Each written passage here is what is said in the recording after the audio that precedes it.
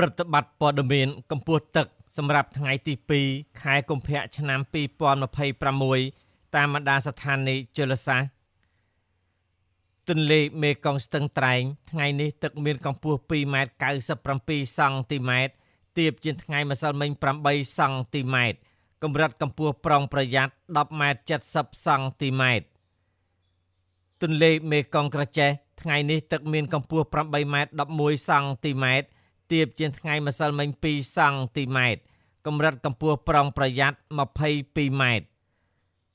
ទន្លេមេគង្គកំពង់ចាមថ្ងៃនេះទឹកមានកម្ពស់ 3.40 សង់ទីម៉ែត្រទាបជាងថ្ងៃម្សិលមិញ 3 សង់ទីម៉ែត្រកម្រិតកម្ពស់ប្រុងប្រយ័ត្ន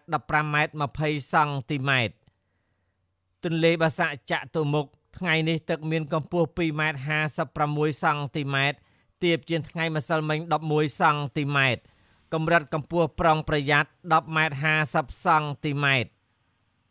ទន្លេមេគង្គអ្នកលឿងថ្ងៃនេះទឹកមានកម្ពស់ 2.28 សង់ទីម៉ែត្រទាបជាងថ្ងៃម្សិលមិញ 8 សង់ទីម៉ែត្រកម្រិតកម្ពស់ប្រុងប្រយ័ត្ន 7.50 សង់ទីម៉ែត្រទន្លេបាសាក់កោះខែលថ្ងៃនេះទឹកមានកម្ពស់ 2.16 សង់ទីម៉ែត្រទាបជាងថ្ងៃម្សិលមិញ 2 សង់ទីម៉ែត្រកម្រិតកម្ពស់ប្រុងប្រយ័ត្ន 7.90 សង់ទីម៉ែត្រទន្លេសាបព្រែកក្តាមថ្ងៃនេះទឹកមានកម្ពស់ 2.2 សង់ទីម៉ែត្រទាបជាងថ្ងៃម្សិលមិញ 2 សង់ទីម៉ែត្រកម្រិតកម្ពស់ប្រុងប្រយ័ត្ន 9.50 សង់ទីម៉ែត្របឹងទន្លេសាបកំពង់ហ្លួងថ្ងៃនេះទឹកមានកម្ពស់ 2.85 សង់ទីម៉ែត្រ